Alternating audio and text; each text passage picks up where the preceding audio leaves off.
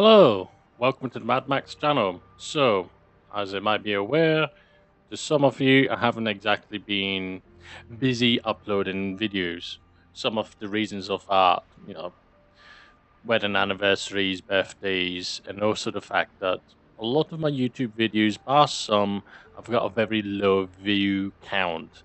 Quite demoralizing, doesn't exactly make you want to move quickly on making videos. Anyway, to the point of today's video is Vanker's Beta. Now, what is that? Some of you may not have heard of it. When World of Warships was being made, there was the alpha release, which is very limited, and then there was the beta test. I was one of the beta testers. If you did the beta test and you gave feedback and you played a whole load of battles, you got this ship for free once the game was released, and that being a tier 4 battleship. Doesn't sound like much of a reward, but trust me, it is a good enough reward. Now, if you're looking at that list here of upgrades and saying to yourself, that looks like a lot for a tier 4 ship. And you're right. This thing gets upgrades that tier 9 battleships get, which gives it a small advantage in certain things. Now, my personal preferred way of using this ship is not a stealth build, and I'll explain more on that one in a minute. It is a close-up, I'm going to hit you badly and then do some secondary damage badly. I'll explain that one in a second. Basically, this versus the Wyoming. The Wyoming, with the upgraded hull, only has 6 secondary batteries. Yes, that's it, 6. This has vastly more. Its back end has God knows how many. Then its side, and then its hull-mounted upper deck ones. So, looking at it, you might notice there is a very big difference between the two. Now, main battery, it's basically identical depending on ranges.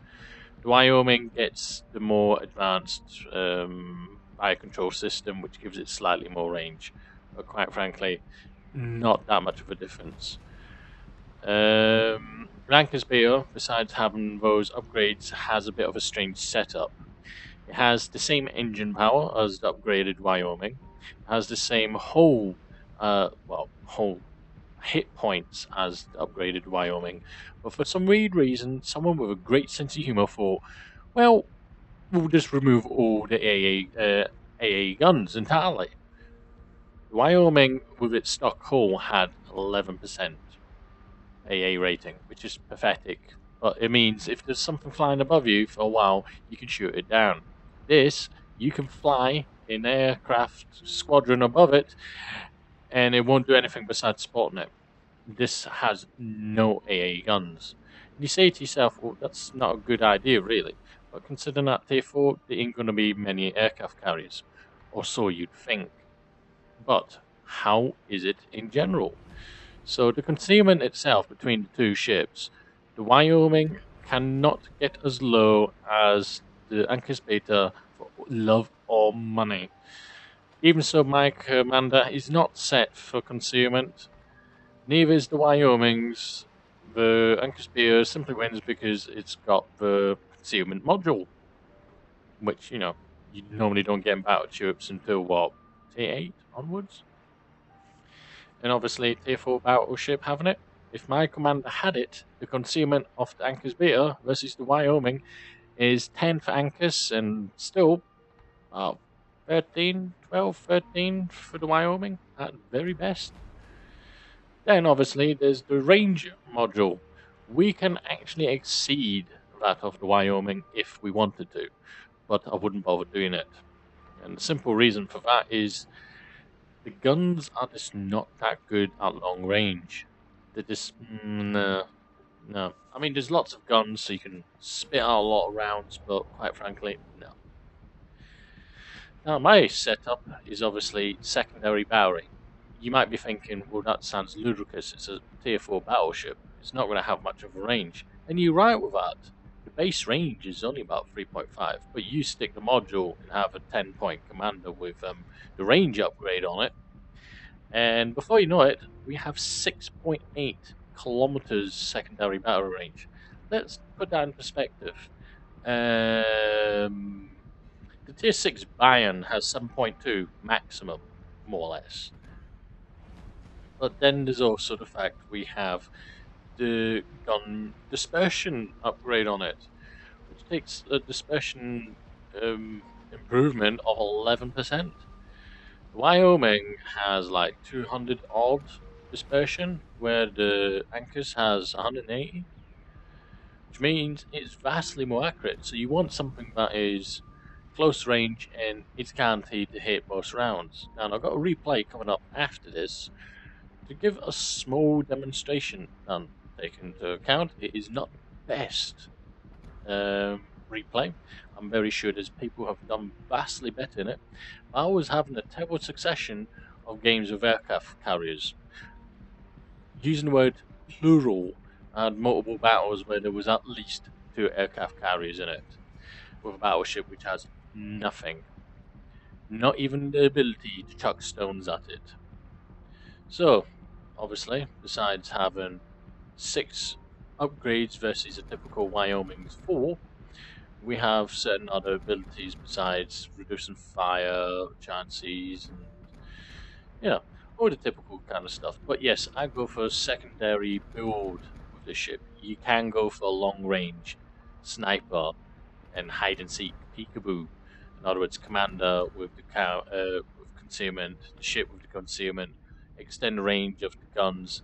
Now, typically, I would not recommend going for faster reload on the guns, unless of course you're doing peekaboo. Simply because if you at close range, those guns just turn atrociously slow. But at moment time, with the commander I'm using, it's 36 seconds for the 180 degree turn, which is good. Now, this battle here involves me in a maximum tier 4 ideal circumstances. You might be looking at the top and thinking that does not look like 15 players each side, and you're right to notice that it is not. Which means everyone has to do their job very well.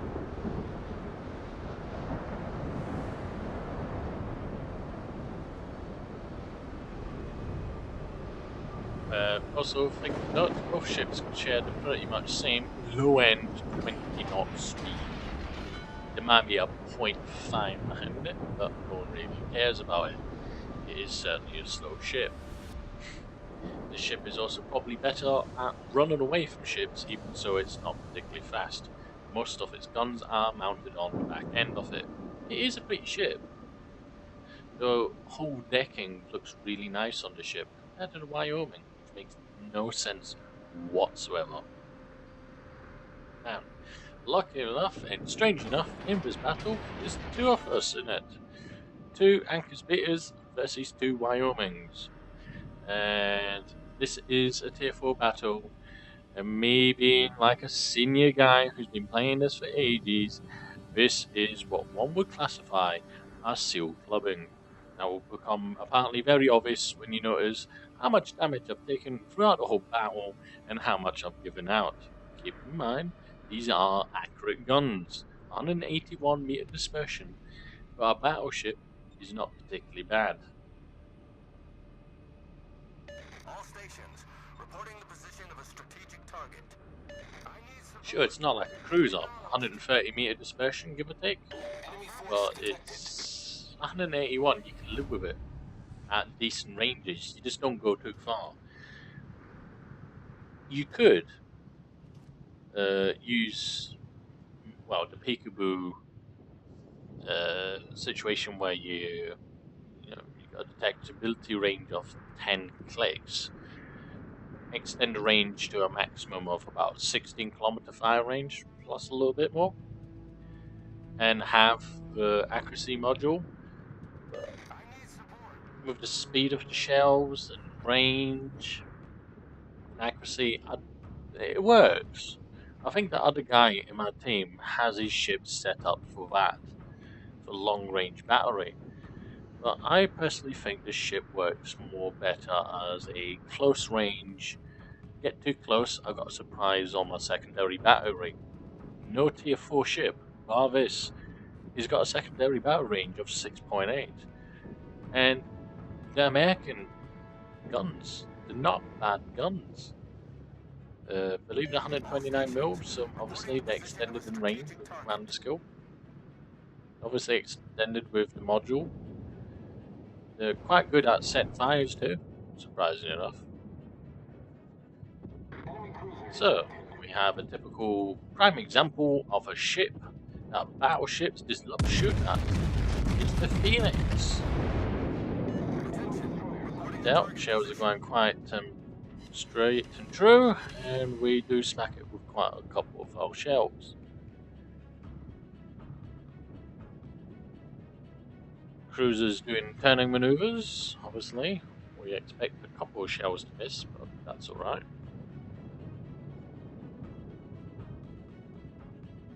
He's on a standstill. Just to point out, there is a bit of a bug on this replay. It doesn't quite get the aiming right. That is not where I was aiming. So that's him dusted away. Off to a great start.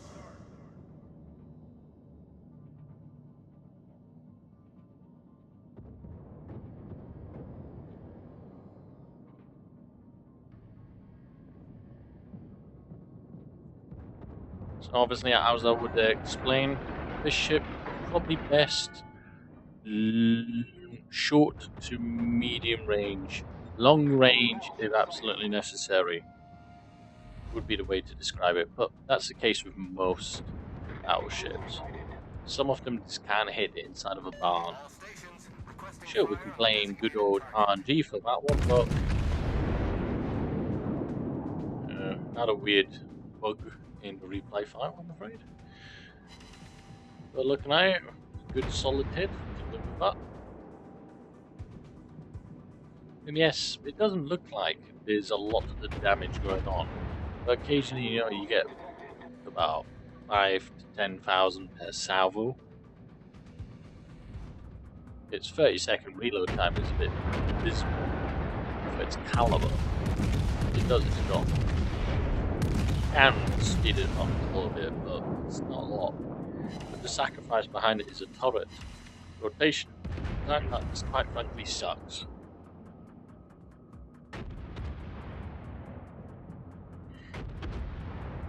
Speed too slow, especially when close quarters situations. It's just horrendous. Anyone who's familiar with the War Spy understands what I mean with that. Trying to shoot a destroyer. The thing with low tier battles is, quite often, there's a lot of destroyers. It's people testing out ships they've never tried or played for. Now, as a good example, World of Warships Blitz, destroyers are the king of the game. It's absolutely horrendous on the situation with battleships versus destroyers in that game. And to make matters worse, I do believe Wargaming are planning to change the armor on destroyers, so it's less likely that the battleship is going to blow up the PCs. Yes, sure. That will make it very much better. So as we can see here, decent amount of salvo. Obviously, friendlies are shooting the bejeebies out of this thing. I don't get what it is with replay. As soon as it's attached to something. Saying that, I don't think Wargaming have entirely finished with patching and upgrading the replay system. I think it's an afterthought more than it is an actual proper form.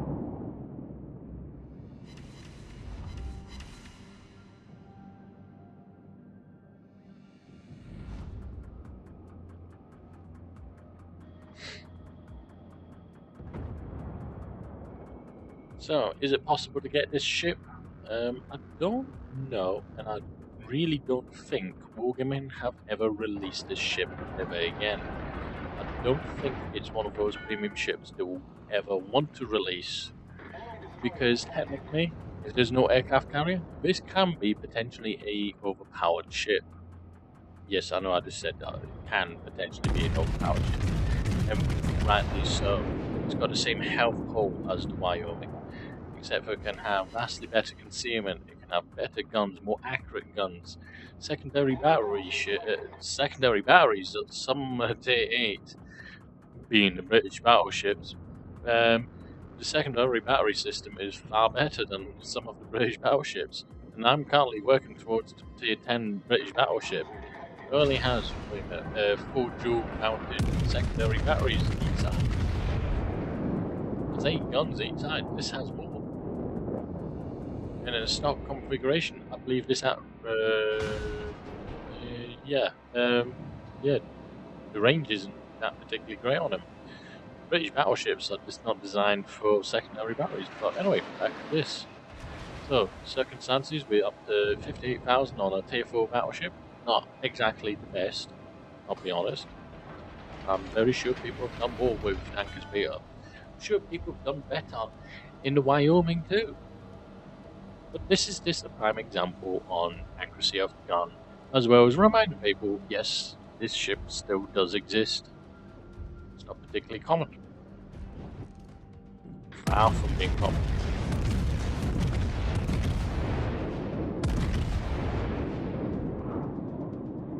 How all those shells missed that destroyer, I'll never know. But we did. We missed it.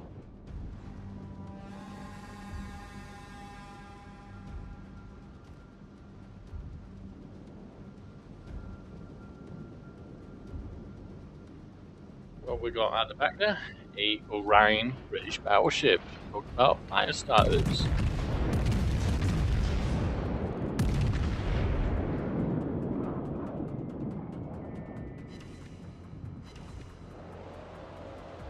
Wasn't the most successful salvo in the world.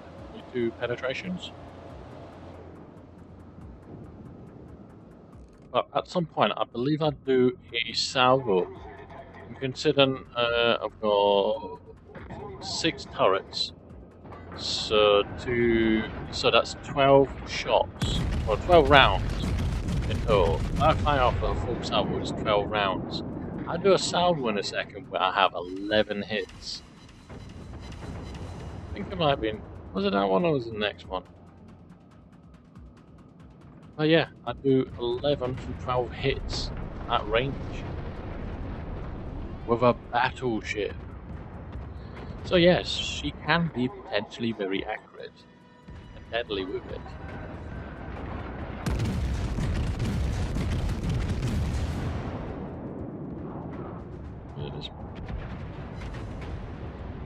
Yep. So yeah, it was the previous one. But anyway, one of the main reasons why I'm doing to do is upload, besides reminding people of this ship, because I've had a good game in it, is I've had a couple of people liking certain other videos, which generally means I need to do a bit more activity on YouTube. The next one will be 2 involving RC cars, bizarrely enough. But one of my future projects will be a motorization of a pushback. Yes, in other words, mounting a petrol engine on it. So if you're interested in that one, stay tuned with that. So we've hit 90,000 damage, which actually isn't that bad. I've had a couple of games recently where I really sucked badly in Yamato and didn't reach anywhere near that much damage. I'm not joking with that. So yeah, she is a very good little old tier 4 battleship.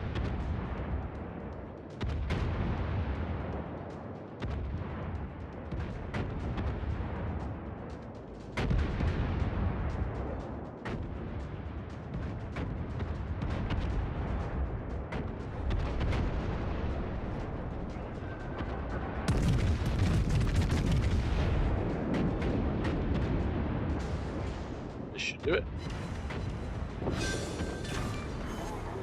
We destroyed an enemy battleship. Is taking the lead. I wonder what this replay bug is. I had it with another video. I do think Wargaming need to fix that problem.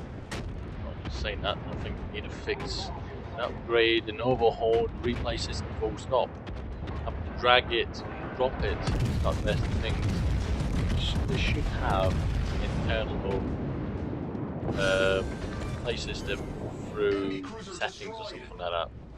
Linked to replays in settings or something like that. But that's just my opinion.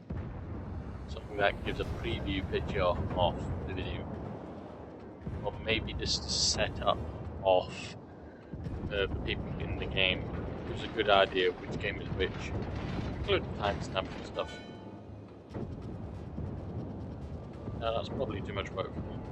No, it'd be nice just to have an integrated system where you don't need to drag and drop the replay file. It'd be also good if the replay file worked smoothly too. I certainly did not have that problem playing the game.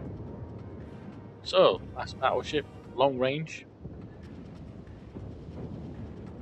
We will get a couple hits on it, so high caliber and first kill, 1,000 damage.